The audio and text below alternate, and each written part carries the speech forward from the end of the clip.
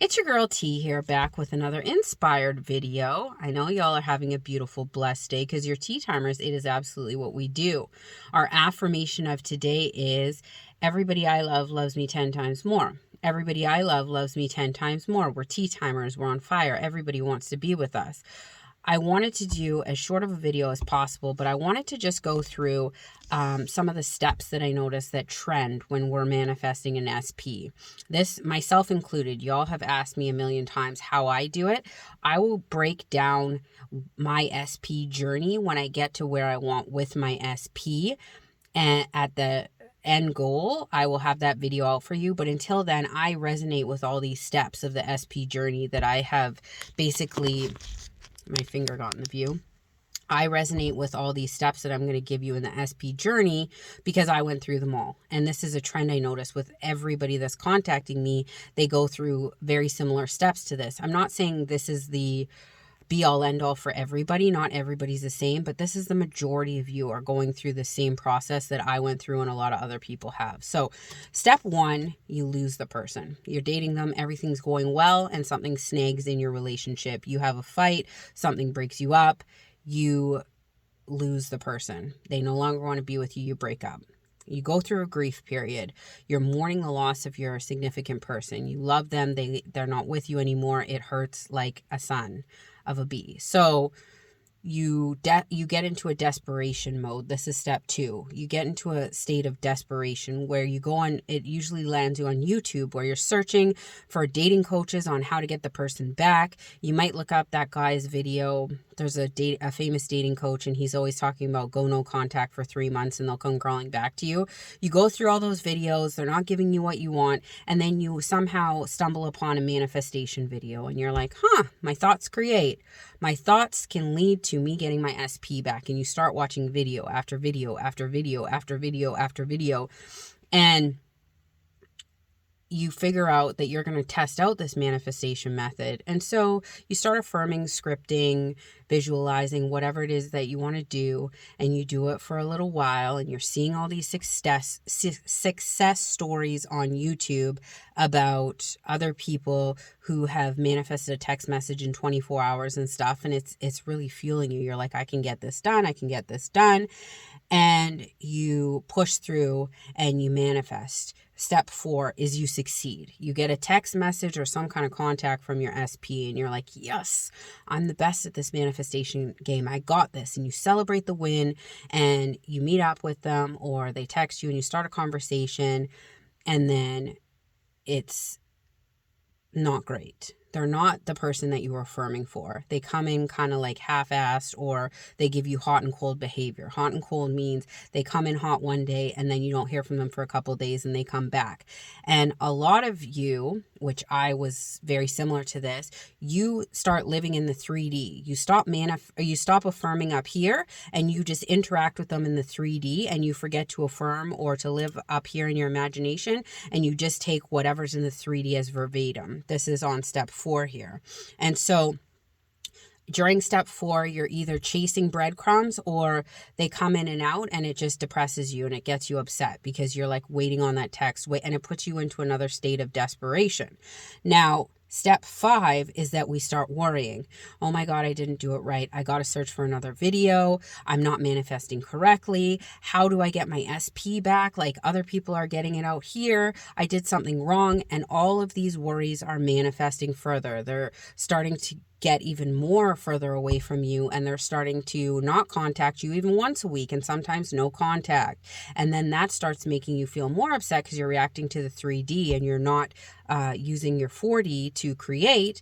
And then either they're in no contact, or you're not in the greatest place in the 3D with your SP, and it makes you feel sad again.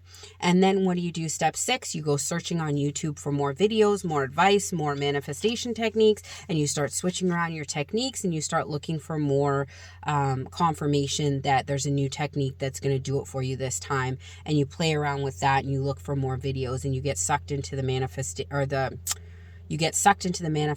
vortex. And a lot of the times at step 7, you either burn yourself out from affirming too much, you start doubting and getting into like a little bit of a depressed state because you think you're not doing it correctly, or you just become obsessed with manifestation videos and recreating your no contact or whatever state that you and your SP are in again and again and again. Now, step 8 is that you kind of get sick and tired of not getting your SP the way that you want, or watching another manifestation video makes you feel like you're going to puke. So you watch a couple more and then somebody resonates with you. Let's say it's tea time, where you see this video and it's asking you to investigate manifestation on a deeper level, where we're working on our self-concept, we're working on ourself, we're trying to make ourselves better, and the SP will naturally draw in. And it's not so focused on SP, it's focused on ourselves, where we have to make ourselves better and make ourselves feel good so that SP will come in and we won't feel as big of a void if they don't show up immediately when we're trying to get them. And you do the self-concept and you're feeling good, you're feeling great. This is in step 8. And you start just focusing less on your SP's affirmations and more on you, because you want to feel good all the time. And the more you feel good, the better life is, the more fun you're having, the less you're starting to think about SP. Oh, I used to think about him all day, every day. And now I think about him maybe, half the day, or, maybe a quarter of the day. Oh, now I'm not even thinking about him a couple days in a row. Oh, now I'm only thinking about him here and there. Like, I'll affirm when I think about him, but I'm not thinking about him half as much as I used to think about him. And this is step 9. We have reached our self-concept peak, where we feel so good about ourselves. We have convinced ourselves, and we know within ourselves that we will get whatever we want, regardless of how long it takes to come in. And it's only natural, because we are the business. So they will come in, and it doesn't matter when, because we know that they have no other choice but to come into us, because we are everything. And at this point, you feel really good about yourself. Your life is going well. You have a really high self-concept of you. And you actually, at this point, might not even care if the SP comes in or not, because they're not your main focus anymore. You are thriving and feeling good about you. So that portion of your life is not as urgent as it once was, maybe 4 or 5 months ago. And you're kind of questioning yourself, why don't I want them anymore? Like, I do kind of want them, but I'd be okay with or without them. This is the sweet spot, people. This is where you feel so good within yourself that they're just an add value. They're no longer the focus point of all of your attention affirming everything to do with manifestation. You have just manifested it yourself into a state of powerfulness, where you feel light, airy, and good about yourself, and they aren't on the pedestal anymore. You are. So it's only a natural byproduct that they are going to show up for you the way that you want. That is the typical journey that I see. And there's nothing wrong with taking that journey. There's nothing wrong with doing those steps to get where you want. And I can assure you that I have seen so many people get their SP and be unsatisfied with who they were when they manifested them in, and then remanifested them in, and the SP was coming in as the highest version, quote unquote, that the person asked for, but they had outgrown them. That happens as well, where you're at such an elevated place that even the best version of your SP comes in and you don't want that version anymore. You want to go for somebody else who's matching where you're at now, because you're in a different way. I've seen other people, they've manifested their SPs in and they're happy with who they are when they come in, but they don't have that needy tie to the SP that they did before, because they realize that they have all the qualities within themselves to make themselves happy, and the SP is just their partner in crime.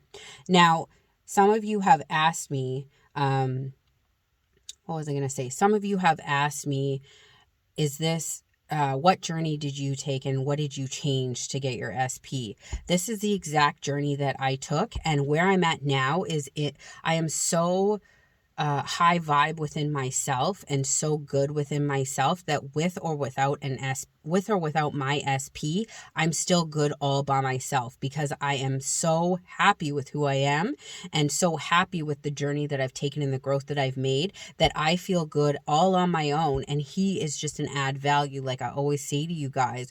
So you guys need to there's 2 things that I hope you take away from this video. The journey is not just to get the SP. The main focus of your journey is to find your way back to self, which is the most beautiful journey you can ever take. And the second part of that journey is to believe in how powerful you are and how much your thoughts create and how much you can leverage that to your advantage.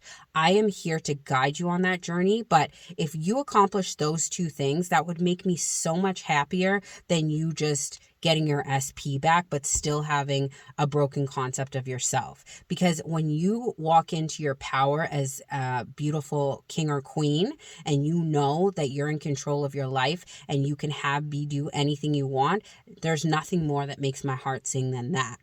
Now, if you have questions during these 9 different steps that I've outlined, please do so below. And any other questions, please ask. You know what to do. Email me.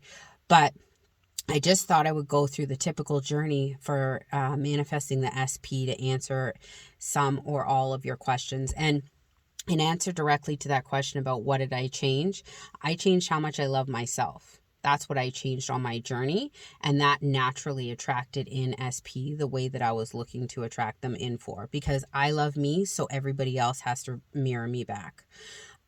I love y'all, but not as much as you should be loving yourselves. Have a beautiful, blessed day. Bye.